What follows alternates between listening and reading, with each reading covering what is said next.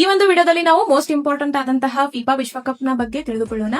ಈ ಒಂದು ಫಿಫಾ ವಿಶ್ವಕಪ್ ಅತಿ ದೊಡ್ಡ ಫುಟ್ಬಾಲ್ ಟೂರ್ನಿ ಆಗಿದೆ. ಇದು ಪ್ರತಿ 4 ವರ್ಷಗಳಿಗೊಮ್ಮೆ ನಡೀತದ. ಇದೇ ಮೊದಲನೇ ಬಾರಿಯಾಗಿ ಫಿಫಾ ಇತಿಹಾಸದಲ್ಲಿಯೇ 3 ಒಂದು ಆತಿಥ್ಯ ರಾಷ್ಟ್ರಗಳು ಆತಿಥ್ಯವನ್ನು ವಹಿಸಿಕೊಂಡವ. ಯಾವಂತಂದ್ರೆ ಅಮೆರಿಕ, ಮೆಕ್ಸಿಕೋ ಮತ್ತು ಕೆನಡಾ.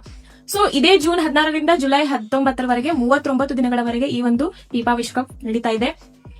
ಸೊ ಅಷ್ಟೇ ಅಲ್ಲದೆ ಟೋಟಲ್ ಪಂದ್ಯಗಳು ಬಂದ್ಬಿಟ್ಟು 104 ಇವೆ. ಮೆಕ್ಸಿಕೋದಲ್ಲಿ 13 ಪಂದ್ಯ ನಡೆದ್ರೆ, ಕೆನಡಾದಲ್ಲಿ 13 ಪಂದ್ಯ, ಅಮೆರಿಕಾದಲ್ಲಿ 78 ಪಂದ್ಯ. ಸೊ ತಂಡಗಳು ಅಂತ ಬಂದ್ರೆ 48 ಟೋಟಲ್ ತಂಡಗಳು ಬಂದ್ಬಿಟ್ಟು 48 ಇವೆ. ಸೊ 12 ಗುಂಪುಗಳನ್ನ ಮಾಡಿದ್ದಾರೆ. ಗುಂಪು ಅಂತಂದ್ರೆ ಯಾವ ರೀತಿ ಮಾಡ್ತಾರೆ, ABCD ಅಂತ ಹೇಳಿ ಎ ದಿಂದ ಎಲ್ ವರೆಗೂ ಗುಂಪುಗಳನ್ನ ಮಾಡಲಾಗಿದೆ.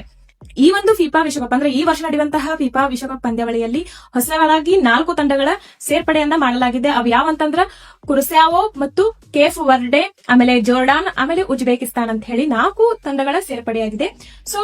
ಸೊ ಫಸ್ಟ್ ಫಿಫಾ ಅಂತ ಬಂದಾಗ 13 ತಂಡಗಳಿದ್ವು. 1954ರಿಂದ 1978ರಲ್ಲಿ 16 ತಂಡಗಳಿದ್ವು. 1997ರಲ್ಲಿ ಅಮೆರಿಕಾದಲ್ಲಿ ನಡೆದಂತಹ ಒಂದು ಫಿಫಾ ತಂಡದಲ್ಲಿ 24 ಇದ್ವು. ಆಮೇಲೆ 1998ರಲ್ಲಿ ಫ್ರಾನ್ಸ್ ನಲ್ಲಿ ನಡೀತದ, ಅಲ್ಲಿ 32 ಇದ್ವು. 2022ರಲ್ಲಿ ಕತಾರ್ನಲ್ಲಿ ನಡೆದಂತಹ ಫಿಫಾ ವಿಶ್ವಕಪ್ ನಲ್ಲಿ 32 ಇದ್ವು. ಆದ್ರೆ ಈ ವರ್ಷ ನಡೀತಿರುವಂತಹ ಅಂದ್ರೆ 2026ರಲ್ಲಿ ನಡೀತಿರುವಂತಹ ಫಿಫಾ ವಿಶ್ವಕಪ್ ನಲ್ಲಿ ಟೋಟಲ್ ಅದು 48ಕ್ಕೆ ಏರಿಕೆ ಆಗಿದೆ. ಹಾಗಾದ್ರೆ 11ನೇ ತಾರೀಕು ಉದ್ಘಾಟನೆ ಆಗ್ತಾ ಇದೆ.